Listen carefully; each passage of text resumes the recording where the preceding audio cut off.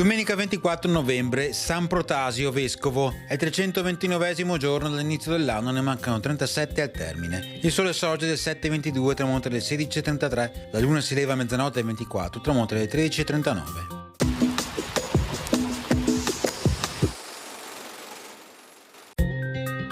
Dopo la sconfitta di Francesco da Carrara e del figlio Novello, Padova passa sotto il dominio di Galeazzo Visconti, signore di Milano.